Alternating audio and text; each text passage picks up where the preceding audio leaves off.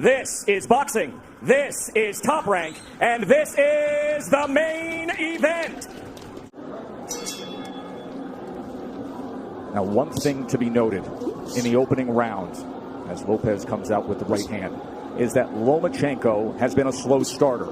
He lands half of what he lands in rounds 2 through 12. He throws 20 fewer punches than the lightweight average in the first round. It's later that he typically picks up the pace. Yeah, it is later that he typically picks up the pace, because what he does is he takes a read on his guy. You know, Loma's like, Aaron Rodgers or Peyton Manning, going up to the line of scrimmage. That pre-snap read, that's what he's doing. Just want to get a look at his opponents before he executes.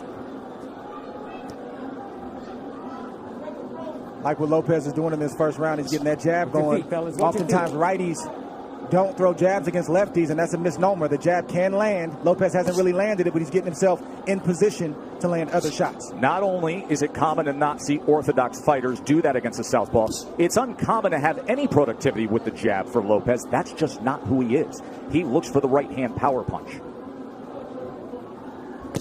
And remember, in the lead up to this fight, often he discussed the fact that he felt his skill set wasn't being represented or talked about enough.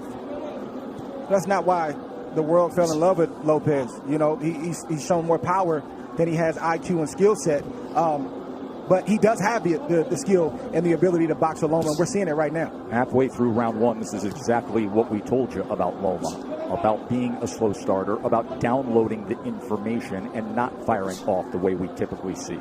He finds range. He gets distance calculated. I'll tell you one area where Lopez should attack, and it's the body of Loma, to slow down those legs. 1, 2, he has a big frame. For a small guy, he has a long torso. Go down to that body. You see how Loma keeps his hands up real high? Throw something up top and then drop something down to the body.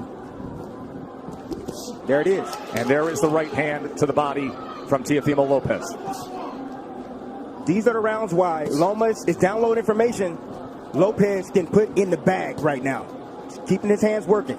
You heard his father say after that right hand to the body, that's what I want. There's the jab again from Lopez. More jabs than we're used to seeing from him. Perfect round so far for Lopez. So you see all the hand gestures, but you see how Lopez, how calm he is, how relaxed he is.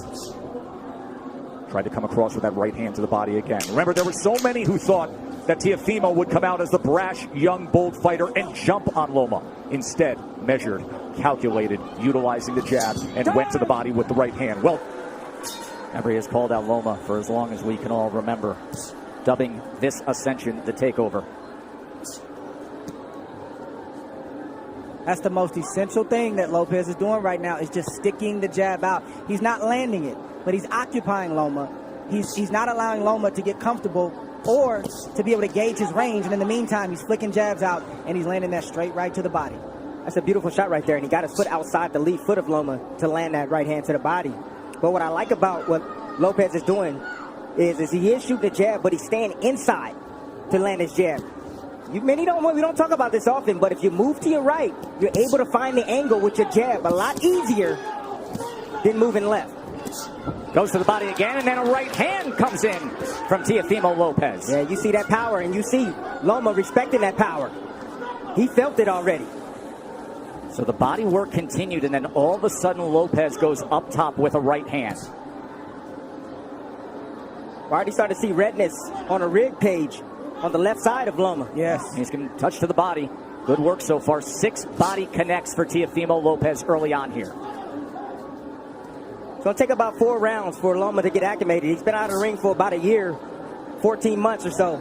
Longest career layoff. His last fight was in London. We were there ringside when he had a unanimous decision against Luke Campbell, a tall fighter, another guy who's more than naturally bigger man, and there were moments of success that night in London from Luke Campbell. Yes, it was, and that's what I saw. I saw that Luke Campbell, when he was able to establish distance outside, he was able to isolate the offense of Lomachenko, just as you see here with Lopez. He's isolating the left hand from Lomachenko for the first time now. You see Lopez has to be concerned of crossing the threshold as the process that Lomachenko goes through, the range finding, and he just pulled the trigger quickly with the left hand there. And they got Lopez's attention. Lopez had the right hand early in round 2, and now Lomachenko with a timed left hand moments ago. It's a high level of skill. Yes, it is. From both fighters on display right now. You may say, well, how's that possible for Lomachenko? It's because you got to watch the indirect attacks, the feints of foot, the feints of hands, and all of the positioning that he's doing before he even lets a shot go. He makes you work even if he's not throwing punches. He's so angular, all the movement. Ooh. It can be exhausting. Good exchange, got to him.